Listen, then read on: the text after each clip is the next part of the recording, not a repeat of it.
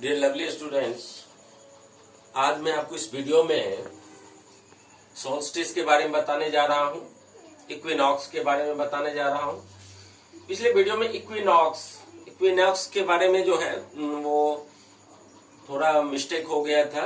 Actually वो solstice का था 21 जून और 22 दिसंबर। देखिए सोल्स्टिस क्या है, इसको थोड़ा सुधार कर लीजिएगा। सोल्स्टिस जो है ये दो तरह के होते हैं, एक समर सोल्स्टिस और दूसरा होता है विंटर सोल्स्टिस। ठीक है, अब देखिए ये एक ऐसी पोजीशन होती है, it is the position of the earth when the northern hemisphere, क्या होता है कि नॉर्दर्न हेमिस्फेयर में जब दिन सबसे बड़ा होता है वो होता है 21 जून। ठीक है, 21 जून को। वो पिछले वीडियो में मैंने मिस्टेक कर दी थी लिखने में, तो ये 21 जून समर सोल्स्टिस के अंतर्गत आता है। यानी इस दिन जो होती है डे बड़ा होता है, सबसे ज्यादा बड़ा दिन, सबसे बड़ा दिन होता है 21 जून को और सबसे छोटी रातें होती है 21 जून को। उसके बाद 22 दिसंबर, तो 22 दिसंबर को दिन सबसे क्या होता है, दिन सबसे छोटा होता है और रातें सबसे बड़ी होती है। तो ये पोजीशन कहलाती है सोल्स्टिस। तो सोल्स्टिस याद रखना आपको दो तरह के होते हैं, समर सोल्स्टिस और विंटर सोल्स्टिस। और ये 21 जून और 22 दिसंबर दो डेट को होती है। 21 जून को जो होती है, क्योंकि जून में आप जानते हैं गर्मी महीना होता है, तो जून में ये दिन सबसे बड़ा होता है, रातें सबसे छोटी होती है। 22 दिसंबर को दिन सबसे छोटा होता है, रातें सबसे बड़ी होती है। तो इसी को कहते हैं समर सोल्स्टिस और विंटर सोल्स्टिस। और वो पिछले वीडियो में मैंने इक्विनॉक्स के बारे में डेट गलत मिस्टेक से वो लिखा गया था, इसलिए उसको जो है इग्नोर कीजिएगा। इक्विनॉक्स जो होता है वो दो डेट में होता है। इक्विनॉक्स दो डेट, इक्विनॉक्स का अर्थ क्या होता है, समदिवा रात्रि। इक्विनॉक्स का अर्थ समदिवा रात्रि जो होता है 21 मार्च और 23 सितंबर को। ठीक है, तो 21 मार्च और 23 सितंबर को दिवा रात्रि होती है। मोशन ऑफ द अर्थ में रोटेशन रिवोल्यूशन के बारे में आप लोग जाने गए हैं, लीप ईयर बता दिया हूं। अब देखिए इलेप्टिकल ऑर्बिट। अब देखिए इलेप्टिकल ऑर्बिट क्या होता है। अर्थ जो घूमती है वो ऐसे नहीं घूमती है, अर्थ ऐसे घूमती है, ऐसे, इसी को कहते हैं हम इलेप्टिकल ऑर्बिट। चलिए अब है इक्विनॉक्स।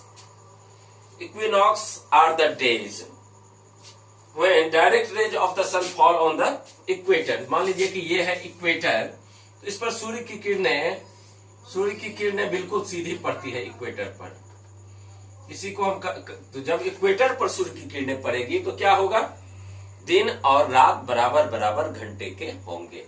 तो इसलिए इक्विनॉक्स में दो डेट आपको याद रखना है, एक है 21 मार्च, 21 मार्च, इसको कहते हैं बसंत विषुव, और दूसरा होता है 23 सितंबर, 23 सितंबर। ये दो डेट आपको याद रखना है इक्विनॉक्स का, 21 मार्च और 23 सितंबर। इसको 21 जून और 22 दिसंबर नहीं लेना है, आज मैंने स्पष्ट कर दिया।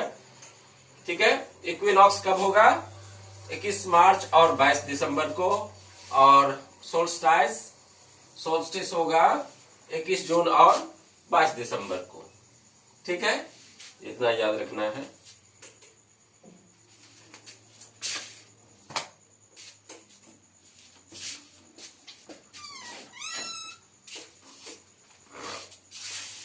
चलिए उसके बाद है where does the southern hemisphere experiences winter and summer solstice in different times than that of northern hemisphere। देखिए the seasons in the southern hemisphere and northern hemisphere are exactly the opposite. यानी उत्तरी गोलार्ध और दक्षिण गोलार्ध का situation बिल्कुल reverse होता है। यदि 21 जून को उत्तरी गोलार्ध में दिन सबसे बड़ा होता है तो वहीं दक्षिणी गोलार्ध में 21 जून को सबसे छोटा दिन होगा। 22 दिसंबर को यदि उत्तरी गोलार्ध में दिन सबसे छोटा है तो 22 दिसंबर को दक्षिणी गोलार्ध में सबसे बड़ा दिन होगा, ये याद रखना है। अब है कुछ जो है ऑब्जेक्टिव में बताने जा रहा हूं। The movement of the earth around the sun is known as, तो उसको कहते हैं हम लोग रिवोल्यूशन। उसके बाद है direct rays on the sun falls on the equator. तो direct rays of the sun जो फॉल करता है वो 2 डेट को करता है, किस मार्च और 23 दिसंबर। यदि दोनों डेट दिया हो तो दोनों डेट में टिक करेंगे, या नहीं सिंगल कोई दिया है तो सिंगल में टिक करेंगे। ओके।